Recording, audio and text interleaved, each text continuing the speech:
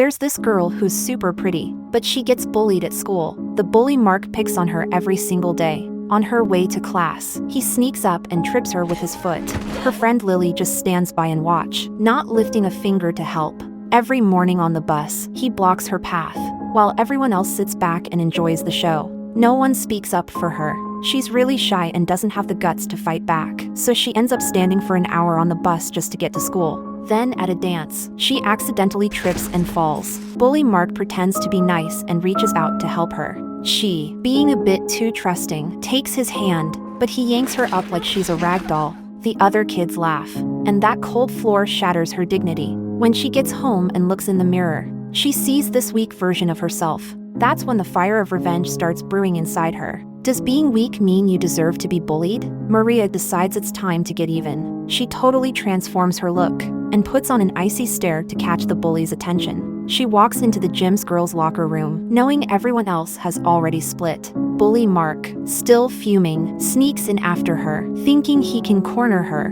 but all he hears is the sound of water running. He steps inside, grinning, only to find the place completely empty. Out of nowhere, a deadly vibe creeps up behind him. There she is, holding a baseball bat. With a loud crack, she swings and nails him right in the knee. Bully Mark goes down, howling in pain, and the guy's a star football player, destined for greatness and about to make it to the national team. But Maria just wrecked his future. She puts her finger over his lips, like some kind of demon emerging from the shadows, silencing him. But Maria's transformation doesn't happen overnight. This mirror is so strange. The Maria in the reflection moves a beat behind her, like two identical people trying to mimic each other. It turns out the girl has a sweet name, Maria. Growing up under her parents' strict rules taught her to just go with the flow, which meant she never learned to stand up for herself, leading to her being bullied by classmates. But deep down, there's a rebellious spark in her. Every morning before school, she lights a cigarette to ease her tension. Still, her rebellion doesn't go much further than that. When she fights with her family, she always ends up crying alone in her room. One day after crying, she freshens up and notices something caught in the gap by the mirror. Curiously, she uses tweezers to pull it out, and finds it's a sonogram of two babies. Confused, Maria wonders why it's there. Did her mom lose hope in her? Later, while showering, her reflection suddenly turns to look at her. Maria freaks out and stumbles back, then rushes out of the bathroom. The next morning, just as Maria lowers her head, her reflection moves again, but she's totally oblivious to it. She tells herself she's just imagining things. At school, Bully Mark shows up and trips her hard, sending her crashing to the ground. Back home, she once again bears the pain alone. In that moment, Maria remembers the cold, fierce version of herself she saw last night, the one she wishes she could be. Before she knows it, she finds herself back in the bathroom. This time, her reflection stands with its back to her, looking confident and aloof.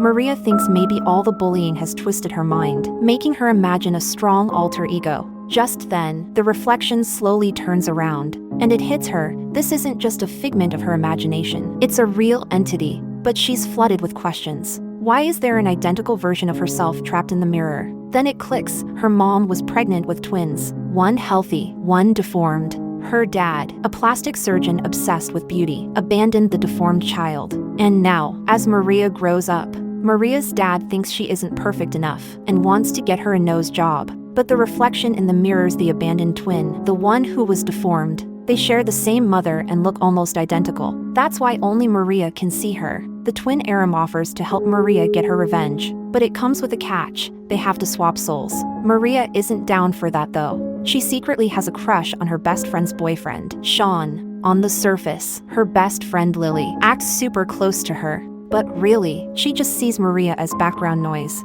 With Maria in the picture, Lily shines as the campus goddess, while Sean is the only one who ever really looks out for her. When the bully Mark picks on her, Sean is the one who helps her up.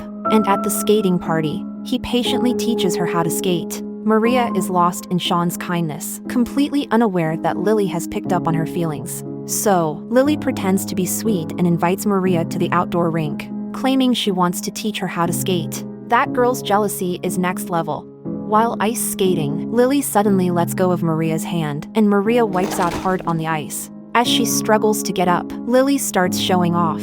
calling Maria an ugly duckling who'll never turn into a swan. To top it off, bully Mark totally humiliates her at the dance, completely smashing what little pride she has left. So, Maria finally decides it's time for some revenge on her reflection. In a moment of desperation, she leans in and kisses her mirror image, and just like that, their souls swap. Now, the terrifying Maria, Arum, strides into the real world, shedding her boring clothes for a more daring look. She starts unbuttoning her shirt, revealing her collarbone, and a totally icy demeanor. Arum walks confidently into school, but the bully Mark starts hurling sharp insults at her. She stops in her tracks, walks right up to him, and gives him a cold stare, then throws some of that guy pain his way. She leans in with a smirk and whispers, "Wow, you're such a softie." That totally shatters the bully's ego. He isn't about to let Arum get the last laugh. So after gym class, he follows her into the locker room, ready to ruin her. Never underestimate a girl. The bully Mark tries to push Arum around, but then, he gets slammed right in the knee. He collapses to the ground, howling in pain and ruining his athletic career.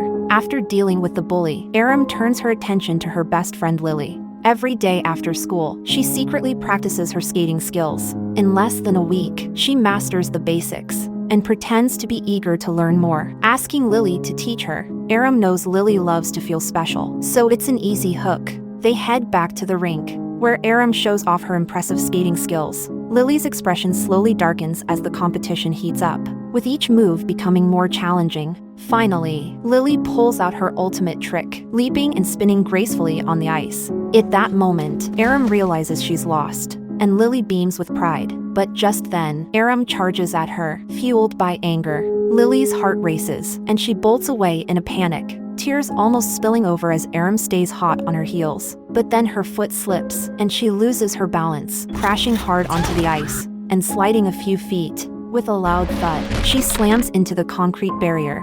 And just like that, her life is taken in an instant. Arum glares at her coldly, but inside, she feels no fear. She pretends to be scared and calls the police, even attending Lily's funeral afterward. When Maria learns of this from the mirror, she's filled with deep unease. She realizes that Arum is capable of destroying everything. Desperate, she immediately requests to restore her body, but Arum hasn't finished her revenge yet, so she flatly refuses Maria's plea and has no intention of going back into the mirror. The daughter finds out her dad is cheating when she strolls into his hospital and catches him getting cozy with a female patient. So she grabs the hospital phone, pretends to be a staff member, and sets up a meeting for her mom with this woman. Little does her mom know that dad's already checked out emotionally. When she gets the call, she's thrilled and dresses to impress for the hospital visit. But while riding the elevator, she bumps into the female patient and can't help but compliment her outfit. The woman casually says, "It's Dr. Dan's favorite." Totally oblivious that Dr. Dan is her husband. From that moment on, her parents act all friendly on the surface, but inside, they're drifting further apart. The final target of her revenge is that charming player, Sean. Maria once thought he was a sweet, kind guy, but Arum sees right through him. To her, he's just a central air conditioner, using his caring persona to lure Maria in. At Lily's funeral, Arum puts on a show, acting heartbroken to evoke sympathy from Sean. That night after the funeral, she heads straight to his house, ready to spill her feelings while he's vulnerable. He's craving comfort, and they end up tangled together. But Arum doesn't actually care about him.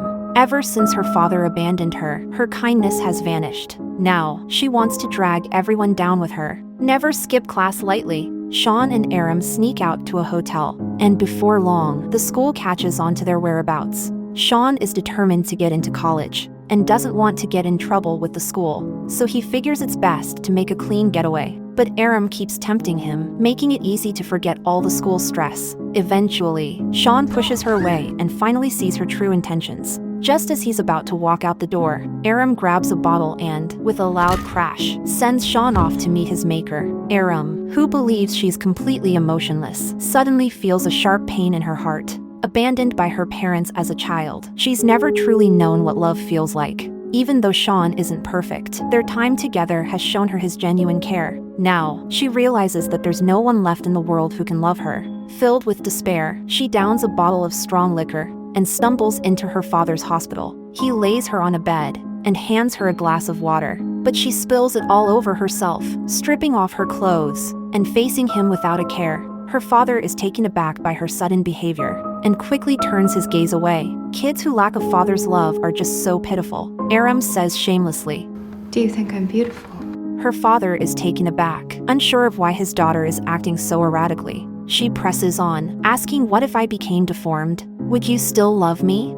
This question triggers memories from the past, and his expression softens. He's long regretted abandoning her, so he responds, no matter how you change, you'll always be my beloved daughter. But Arum sees right through him and thinks he's being hypocritical. In a fit rage, she grabs a scalpel and sends her father off to heaven. Arum looks into the mirror and tells Maria that she's finally gotten her revenge, but Maria still doesn't show up. It turns out there were never any twins or abandoned deformed child. There was only her. She is both Maria and Arum. The hurt from her parents, friends, and classmates caused her psyche split, creating a dark side that pretends to be the abandoned victim. As her mind twisted, she made a series of irreversible choices, ultimately erasing the weak part of herself.